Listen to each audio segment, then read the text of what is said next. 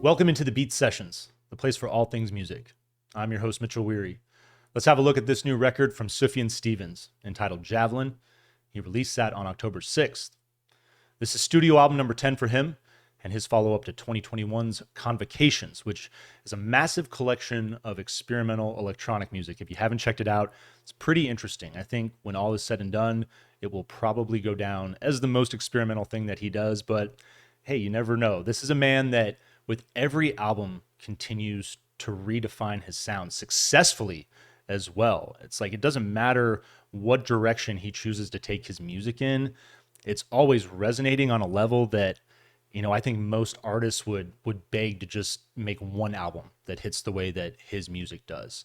It's excellent to have him back. This particular record is a combination of that just gorgeous indie folk sound that he has cultivated that we saw on Carrie and Lowell back in 2015. And, the bigger, more orchestral sound that, we get on albums like Michigan, Illinois. It's a great album with a wonderful vocal performance from him and a number of other women that I really love the harmonies that Hannah Cohen, Megan Louis, Nadel Teresi is featured on a song, Adrienne Marie Brown. It's the boost that they give his voice is just gorgeous. And I'm really excited to talk about that element of this record in a moment. This is a man that since 2015, since putting out Carrie and Lowell, has been very prolific, just not in his solo career. He's only put out 2 records in between Carrie and Lowell, and Javelin put out The Ascension in 2020, which is it's an electro pop record. It's very interesting. It's massive too. It's moody. It's a record that is reflecting on the world and its problems. And you think about the release date, it's like we'd all been going through COVID for months up to the point. And so it was an angsty album. It is an angsty album. It's a record that, sadly 2 days after he put that record out, his father passed away, his biological father. And so Convocations is a record about him mourning. And I think more than anything, Convocations really gives us a solid insight to where he was personally back in 2021 after, going through what seemed like a complicated time for him. It seemed like he just had some stuff that he needed to get off his chest, get out of his system. But again, he's always made that experimentation so rewarding. And so I love The Ascension. Convocations was a record that I didn't expect to really ever revisit, but it's been a minute, probably like 2 weeks since I've checked in with you guys. And I've been working diligently on my house, putting down a new tile floor. It's arduous work. It's kind of brutal, actually. And just been just dealing with this kind of just like frustration, this angst myself. And so I threw Convocations on, listened to it. It's in its entirety one day while I was putting tile down. And it hit me. And I'm like, it's not anything that I got when I listened to the record the first time around and when I was reviewing it. And so to have that experience, it's what makes Sufjan so magical, is that he might put out something that doesn't resonate with you immediately, but he's always worth revisiting. This new album, Javelin, it's great to see him having gone through so much still recently. He talks about suffering from Guillain-Barré syndrome. It's a terrible disease that causes muscle weakness. Your immune system starts attacking your peripheral nervous system. And so, he'd constantly be giving updates on social media, and oftentimes they were positive, but there were moments where, the guy you could tell he was going through some stuff.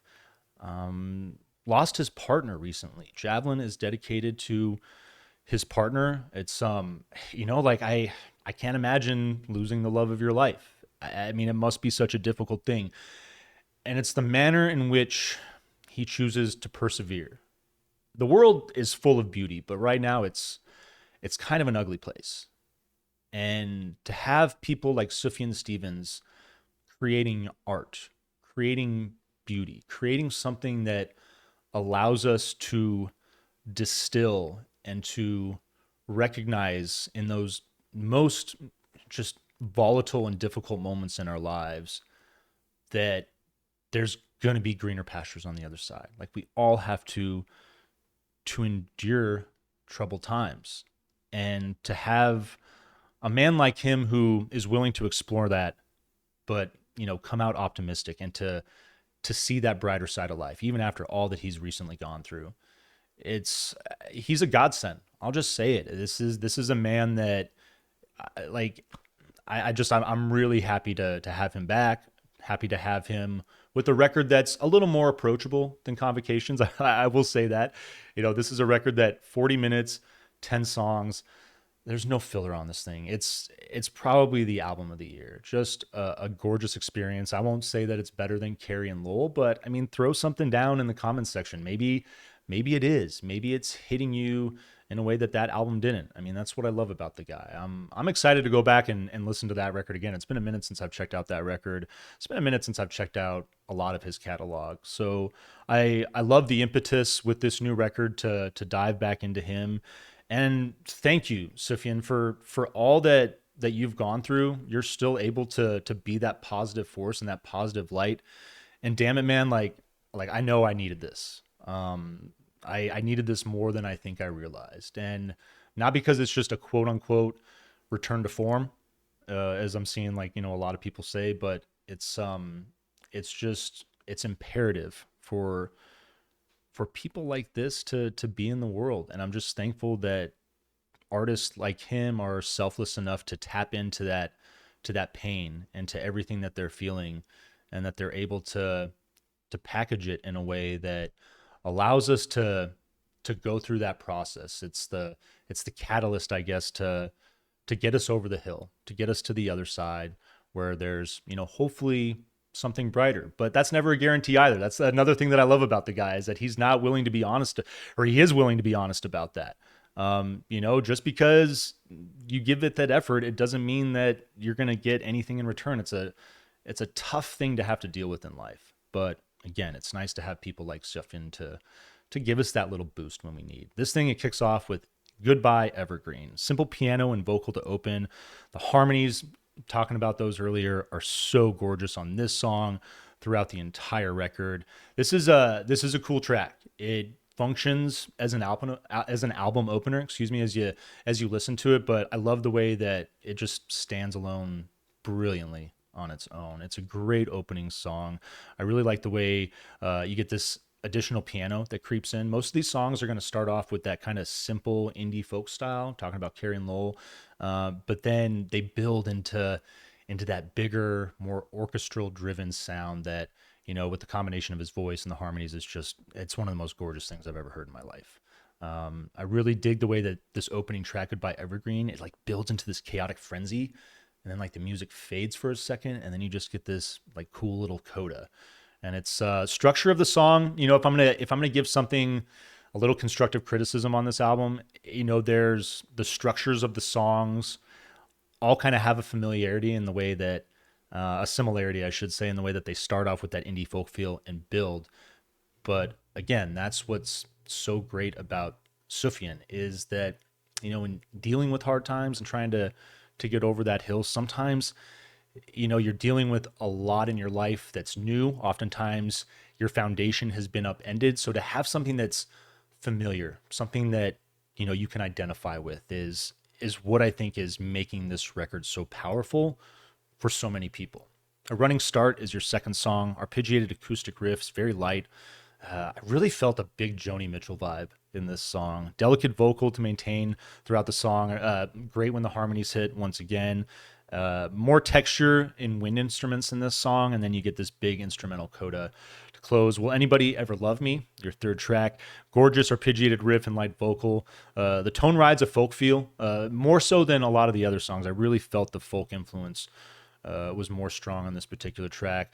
Simple little banjo. It's one of my favorite instruments that this talented multi-instrumentalist plays. I like the simple percussion that works in, fills out around a minute and 45, and then builds into something very different. This is a fun little adventure, and really enjoyed this track a lot. Everything That Rises is your fourth song. Simple arpeggiated riff and vocal to open. You get more of kind of an ambient feel with the strings and the washes that develop in the song. This hushed percussion moves in, and again, gorgeous harmonies from the ladies on this track. Genuflecting Ghost is your fifth song, going to close out your A side. Arpeggiated riff comes in, a little faster tempo in that riff, plucking a little quicker. Really like the delicate vocal and the complementary hushed harmonies in that song. Again, simple percussion, and I do like the way that the harmonies in this particular song become more of a focal point, more so than they do in other tracks. Your B side is going to lead off with "My Red Little Fox." Simple piano. I like the kind of change in the intro there, and vocal to open. Melodies have kind of this Renaissance influence to them. It's a fun little sounding track. Wind instruments and harp. You can do just about anything with a keyboard. So I don't know if he's actually like got a harp going in there or just working with some electronics, but big harmonies on the back end of this track. It is great. So You Are Tired is your seventh song. This the lyrics. I mean, I recommend following along to the lyrics on all of these songs, but this particular track is just it's heartbreaking. But it's the kind of song that it's there's very few artists that can help you work through something like this better than Sufjan Stevens. So I love this song for that reason. You got this ominous piano to open. The vocal enters behind some a quick string element, and it builds into something brighter musically. I really like that contrast with the the dark lyrical content, but the lighter melodies.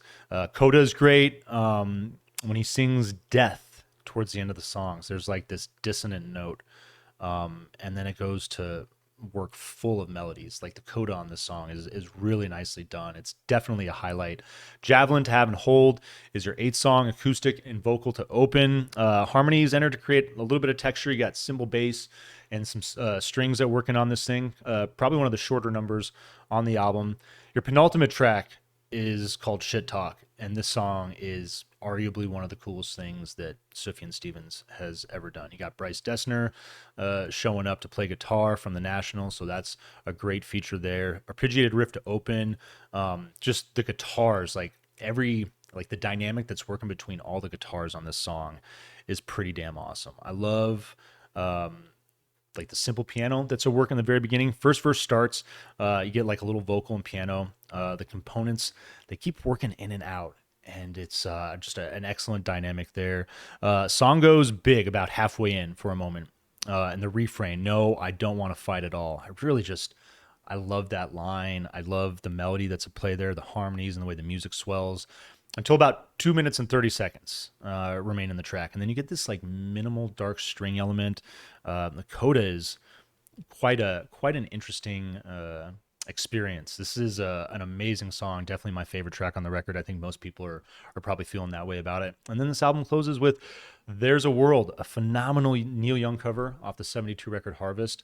It's got a big opening if you're familiar with the track. Bum, bum.